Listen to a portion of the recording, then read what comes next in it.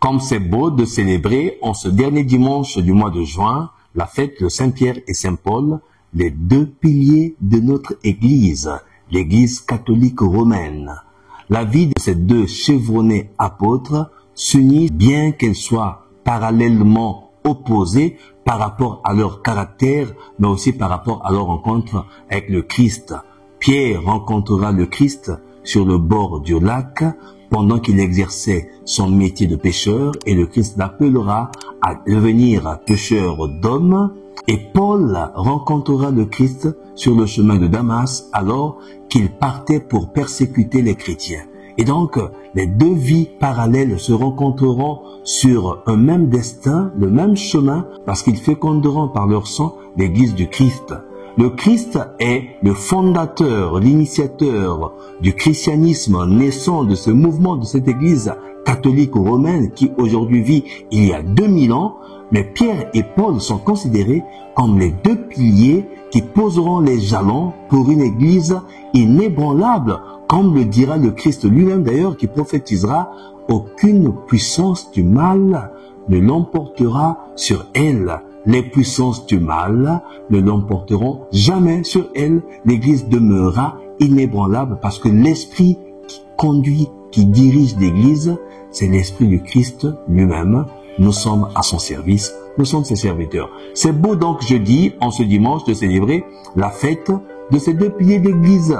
Mais il faudrait aller voir de près leur vie et certaines indications, certains détails qui coïncident, qui correspondent pour donner du punch à notre méditation. La première lecture de ce jour que l'on peut situer, que l'on peut dater entre 41 et 44, les années durant lesquelles régnait Hérode Agrippa, petit-fils d'Hérode le Grand, qui régnait au temps de Jésus, pendant la naissance de Jésus. Et donc Hérode Agrippa ne régnera que de 41 à 44. C'est à peu près dans cette période que les actes des apôtres, la première lecture de ces jours, peuvent être situés parce que c'est lui qui exécutera par épée Jacques, le frère de Jean, et Jean qui mourra de vieillesse à l'île de Patmos dans les années 90. Et donc Jacques mourra entre 41 et 44, et Pierre sera incarcéré dans cette même période de persécution, mais il en sortira miraculeusement. C'est après qu'il sacrifiera sa vie, qu'il donnera sa vie pour le Christ, vers les années 60-64, pendant la persécution de Néron à Rome. Il sera exécuté sur une croix, la tête en bas, parce qu'il se sentira indigne de mourir sur une croix debout comme le Christ. Alors, Pierre embrassera la mort, embrassera le sacrifice suprême en donnant sa vie et son sang pour féconder l'Église. Et il sera enterré sur les collines de Rome, là où sera bâti, là où est bâti actuellement la basilique Saint-Pierre de Rome, pour respecter la parole prophétique de Jésus dans l'évangile de ce jour. Donc sur Pierre, la tombe de Pierre, le Vatican sera bâti, précisément la basilique Saint-Pierre de Rome. Jusqu'aujourd'hui ici, on peut visiter la tombe de Pierre. Saint Paul par contre, il était le persécuteur de l'Église.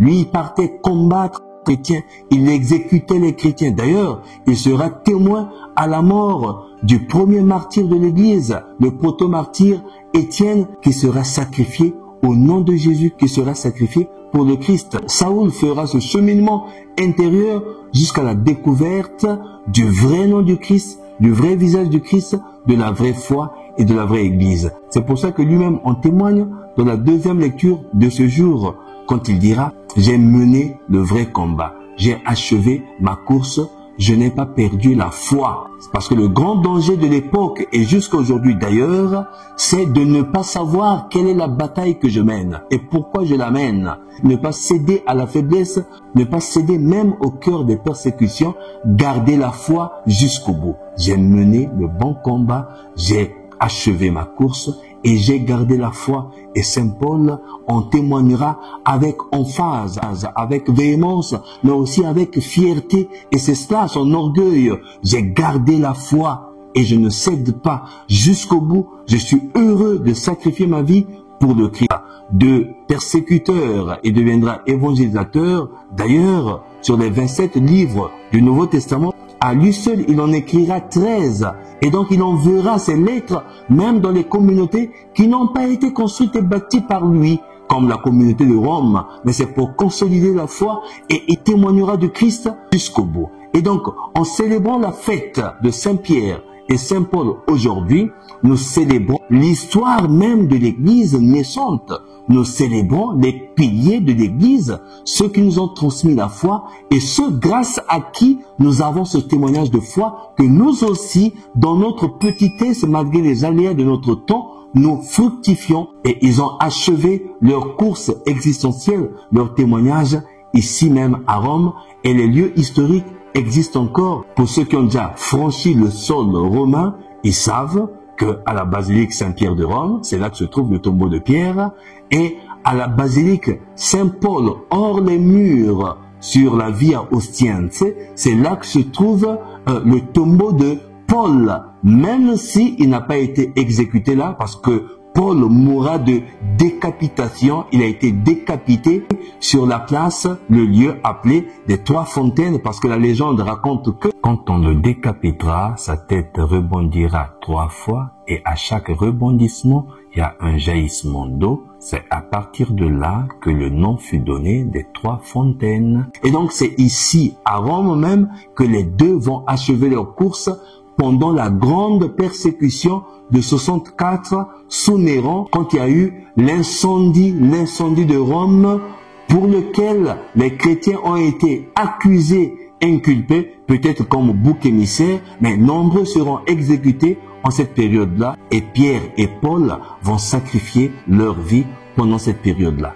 Et qu'est-ce que nous pouvons retenir pour nous chrétiens d'aujourd'hui qui célébrons cette solennité, qui célébrons cette fête en ce jour? Le Christ dans l'Évangile pose la question: qu'est-ce que les gens disent de moi? Le témoignage est discordant et souvent éparpillé parce que beaucoup de choses se racontent sur le Christ parce qu'ils étaient écrasés par l'Empire romain. Ils attendaient un Messie à la fois spirituel et politique. Et donc les attentes étaient très ambiguës et l'identité du Christ n'était pas bien connue. Et donc le Christ fait comme l'inventaire de sa vie. Il s'arrête à Césarée de Philippe et fait l'inventaire de sa vie. Il fait un petit interrogatoire. Qui suis-je? Que disent des gens que je suis? Alors les langues se délient. On dit que tu es Jean-Baptiste, Élie, Jérémie, un autre prophète qui dit. Et donc ça c'est la première question. Qu'est-ce que les gens disent de moi? Qu'est-ce que les gens disent de moi? Pour les gens, qui suis-je? Les langues se délient. Mais Jésus pose une question alors personnelle qui regarde chacun dans son intimité avec lui pour donner une réponse précise, non plus une réponse anonyme qui rapporte les propos des gens, mais une réponse qui parle de ta foi et qui parle de ce que tu dis du Christ. Toi, vous, que dites? Pour vous, qui suis-je? Là, tout le monde se tait, tout le monde est apeuré et tout le monde est hésitant. Mais Pierre lève le doigt, il élève la voix et il dit: tu es le Christ, le Fils du Dieu vivant. Il donne une réponse extraordinaire, jamais donnée auparavant, et il confesse sa foi. C'est à ce moment-là que Jésus prophétise aussi sur sa vie pour dire: tu es Pierre, et sur cette pierre, je bâtirai mon église. Et donc tu deviendras le premier pape de l'église. Pierre deviendra à ce moment-là le premier pape de l'église. De Saint-Pierre jusqu'au pape Léon XIV aujourd'hui, nous sommes à 267e pape. Et donc, l'église restera fidèle malgré ses ambiguïtés, malgré ses faiblesses. L'église restera fidèle, stable, parce que l'esprit qui conduit cette église, malgré les faiblesses inhérentes à la nature humaine, cet esprit est fidèle, c'est l'esprit du Christ.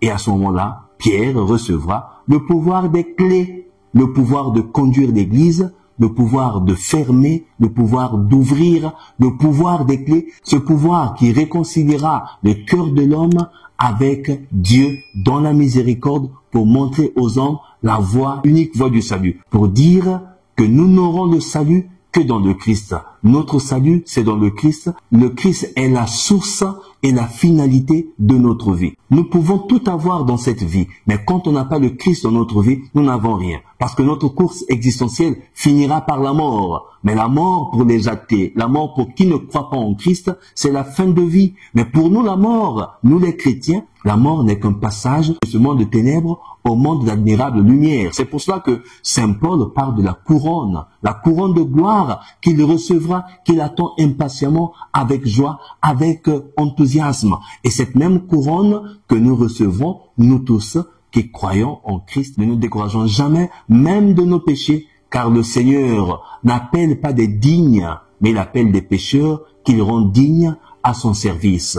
Le persécuteur de l'Église deviendra le grand évangélisateur de l'Église. Celui-là même qui régnera le Christ 3 fois. Oui, cher frère, reprends ta force dans le Christ, reprends ta foi, ton espérance et ta charité opérative et opérante au sein même de l'Église et de la société. Dans ce que tu fais, malgré tes faiblesses et tes limites, Dieu a besoin de toi comme instrument de son amour au cœur de ce monde des hommes. Reprenons notre foi, ne perdons jamais la foi, c'est le plus grand risque que nous pouvons courir au cœur de ce monde, à cause des vicissitudes inhérentes à notre mission, aussi à cause de la gloriole que nous présente de ce monde, de la vanité de ce monde. Nombreux ont perdu la foi. Nombreux ont perdu la foi parce qu'ils ont voulu tout avoir et tout de suite la vie de facilité qui nous fait embrasser les idéologies déroutantes.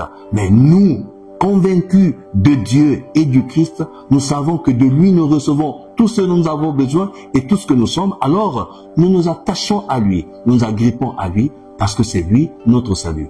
Je vous prie, chers frères et sœurs, vous pouvez tout perdre dans la vie. Vous pouvez même perdre votre vie, mais ne perdez jamais la foi, car la foi, c'est le pilier, c'est la base sans laquelle nous ne pouvons rien. Et nous nous rendrons compte de cela bien plus tard, peut-être quand nous ferons ce passage de la vie à la vie, j'allais dire de la vie à la mort. Alors, chers frères et sœurs, accrochons-nous au Christ, accrochons-nous au Christ, accrochons-nous à Jésus, qui est l'unique nécessaire de notre vie, sans lequel nous ne pouvons rien faire, sans Dieu rien. Je voudrais vous dire d'ailleurs quelque chose avant de terminer. Vous connaissez le whisky VAT 69, qui se vend souvent dans les caves, dans les endroits où on vend la boisson alcoolique. Sur le bouchon de ce whisky, il est écrit « Sans Dieu rien »,« Sans Dieu rien ». Faites attention, regardez sur le bouchon de ce whisky, il est écrit « Sans Dieu rien ». Si le concepteur, le fabricateur du whisky l'a écrit sur une boisson qui enivre les gens, sans Dieu rien, c'est pour que les gens, en s'enivrant, peut-être en buvant, qu'ils réfléchissent un tout petit peu, que s'enivrer ou boire, ce n'est pas tout l'essentiel de la vie, mais sans Dieu rien. Donc il faudrait avoir Dieu dans notre vie pour que nous ayons la sûreté, la fermeté d'une vie réussie, d'une vie épanouie et du bonheur qui se trouve dans le Christ. Priez pour moi, comme je prie pour vous, que Dieu vous bénisse. Abbé Stephen Yanin Kodia, serviteur inutile.